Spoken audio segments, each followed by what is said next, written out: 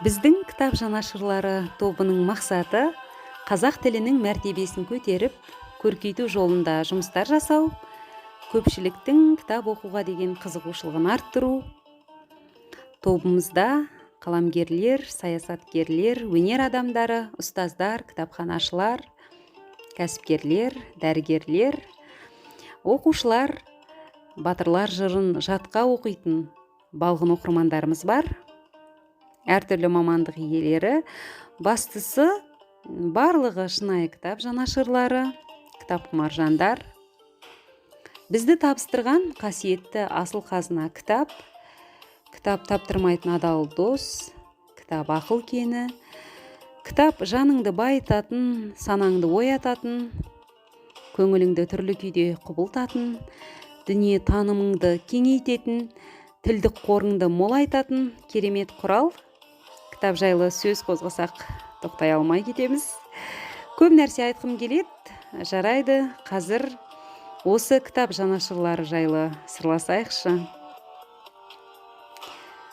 Әр сенбіде оқуға кеңес берем деген тақырыпта өзіміз оқып жүрген кітаптарды ортаға ұсынып, ой бөлісеміз.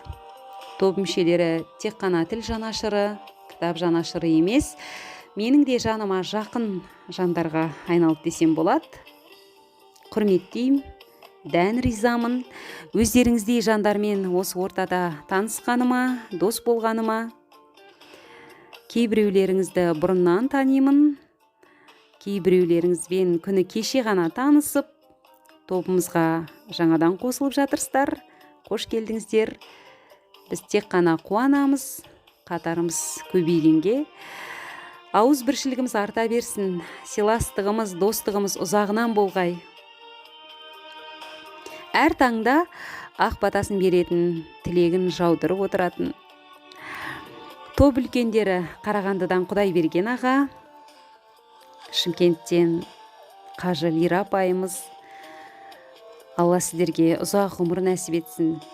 Қаламгерлер Доқтырхан аға, Мәди аға, Болат аға, Тыныштықбек аға, Сәбит аға, Тұңғышбай аға, Баяхмет аға, Дәулетбек аға, Саят аға, Сабырбек аға, Досбол аға, Ғайни апай, Алтыншаш апай, сіздерге шалқар шабыт тілейміз.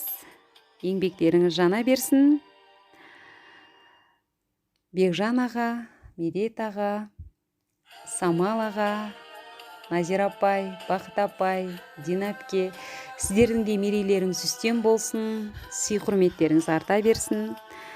Тоқтарәлі аға, Айдар аға, Жеңіс аға, Оразбек аға, Азамат аға, Елнұр аға, Жұлдыз, Гүлсара, Мейрамкүл әпке, Назгүл, Разия, Жәмила, сіздерге де сарқылмас шабыт тілейміз. Тобымыздың әр өңірдегі белсенді мүшелері Астанадан Жанарбек аға, Олжас аға, Бану, Әсел Мерверт, Көкшетаудан Марат аға, Алматыдан Еркебұлан, Айгерім, Мағрипаш, Абай, Әзиза, Айжан, Гүлнәз, Атыраудан Талғат аға, Жанаргүл, Ақтөбеден Ақтот апай, Оралдан Алтынбек, Тараздан Айтбала апай, Назым, Роза апай, Айнұр, Ардақжан, Айғаным, Ақнұр, Қарағандыдан Қасымхан, Гүлмира әпке, Талдықорғаннан Раушан, Нұргүл, Өскеменнен Бауыржан, Семейден Мерей, Маржан, Қызылордадан Съезбек аға, Бақыт аға, Айнұр, Шымкенттен Әбдіқасым аға, Асқар ағай, Қарлығаш апай, Ербол аға, Жанат апай, Ғали апай, Ақерке апай, Әсия апай, Ажарым, Кенжеш апай, Әнуар, Түркістаннан Алима апай, Серік аға, Жадыра, Саян, Тұрсынай, Жібекжан, өздеріңізге де мың алғыс, Алланың нұры мен жақсылығы жаусын, жамандық көрмеңіздер. Сонымен бірге кітапқұмар оқушылар, әдебиетке әуес, тәп-тәтті мирас балапан. Алла зейіндеріңді ашсын, өмірлерің нұрлы болсын. Ал енді біздің жобаның демеушісі Бақыт ағамызға да алғыс айтудың орайы келіп тұр. Тіл жанашыры, әдебиет жанашыры, кітап жанашыры. Бақыт ағамызға отбасыңызға амандық, бақ береке, табыс, жетістіктер тілейміз.